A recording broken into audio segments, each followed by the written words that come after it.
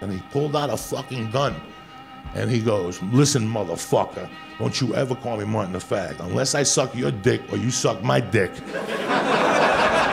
you don't ever call me Martin the Fag, or I'll put a bullet in you.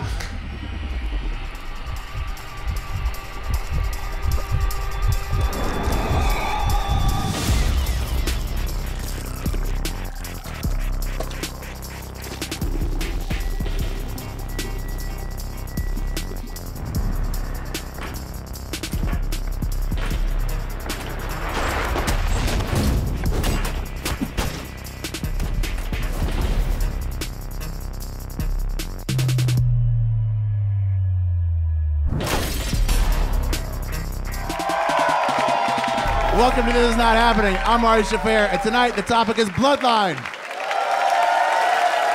He is one of the best comedians in the world, one of the best storytellers in the world. You know him from his podcast, The Church of What's Happening Now. One of my best friends in the world, Mr. Joey Coco Diaz.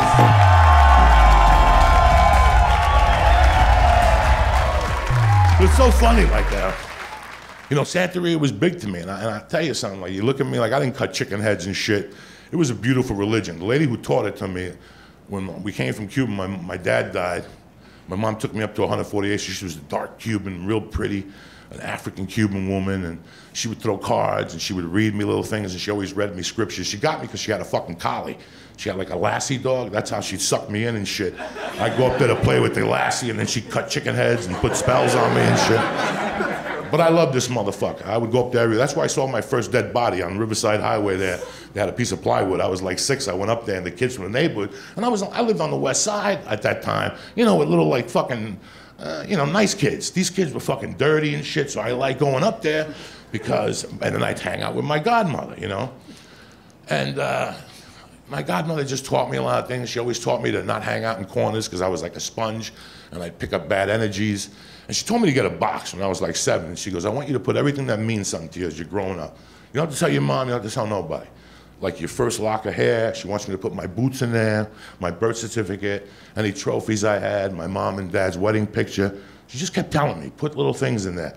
And every once in a while, when you get angry, I want you to go pray to that box. Just go over it and say Our Father and just look at the box and look at everything, because that means you'll never get lost. And I would do that. I really believed in what she was saying. And I filled up this box, and once a week I'd go upstairs. Even as I got older, I'd smoke pot and blow smoke into the box and read shit. And, you know, and but my mom had a bar growing up, right? And I told you guys, my mom had a fucking hot bar with cool Cuban dudes. And one of the dudes that hang out in there, his name was Martin Maricon.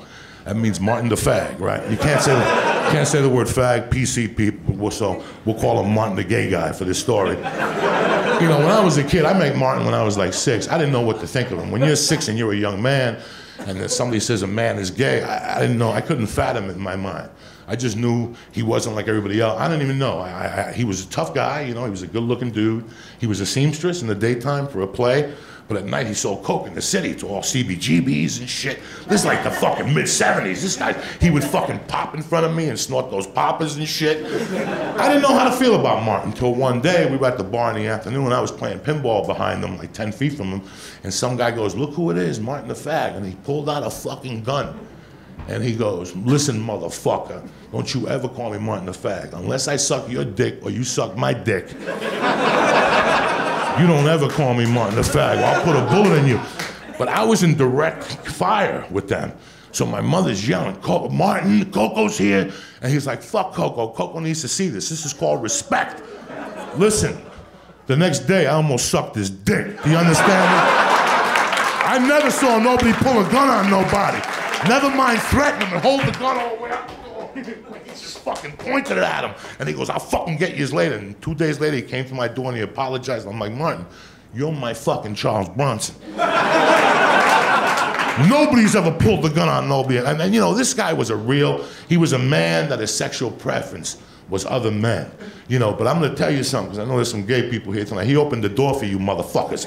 Because that guy used to get beat up every fucking night in the city, and he'd fight to the fucking death, that guy. I'd see him the next day with black eyes, snorting poppers and shit. You know, that guy was a real motherfucking gay guy. I loved Martin with all my fucking life. I would see Martin, I'd take him to movies with me. My mom would pull me aside, be careful with Martin. Be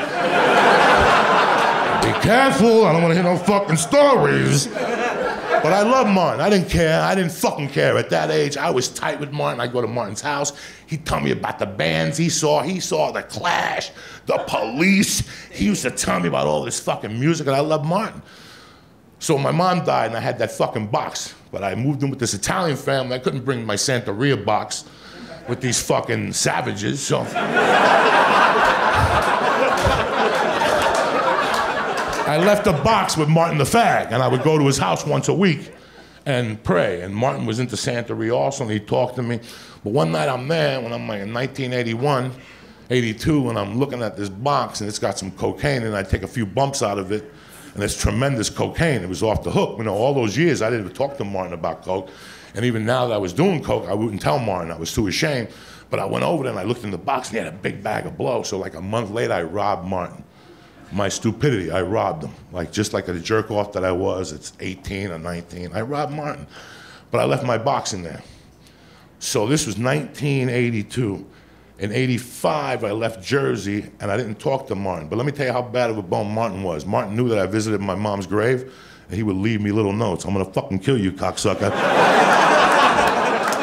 Until my father found one of the notes, and then he went off on Martin. He goes, what's going on between you and Martin? He won't tell me. Nobody would. Martin kept it to himself. It was between him and me. I always loved Martin. I just fucked up. Listen, I sold my soul for coke. I stole the fucking guy's coke, and I left my box there. So in 1985, I go to 148th Street to cop weed, and I go, let me go see if my godmother's home, because I'm going to Colorado tomorrow. I go upstairs to see my godmother, and she's talking to me. She goes, you still go pray and see the box? I go, I haven't fucking seen the box. Martin and me. And she goes, what the fuck are you talking about? I told you not to leave the fucking box over there, to bring it over here.